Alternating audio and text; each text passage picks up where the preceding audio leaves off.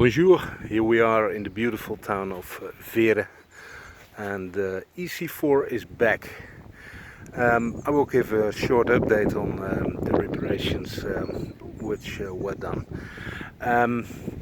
First of all, the car had to go back to the paint shop because I had some damage here, the tail lights, and it's beautifully done. They totally sprayed the hind bumper and have done a beautiful job. Looking very good, and one thing was done on the warranty because the rear hatch was ticking the bumper. Well, that's nicely done and adjusted, so that's really very good. Thank you, Citroën dealer De Nopel Poort in Zierikzee.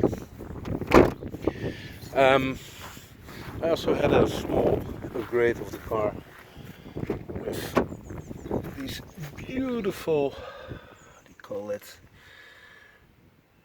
kind of stickers here with beautiful Citroën embossed on it. Looks very smart, very cool. And the B-pillar upholstery on the inside is also repaired, looking very good, like brand new. Still very happy with the car. Price very good. Great service from the dealer. And everything is excellently repaired. Well, thanks for watching, and I keep you updated.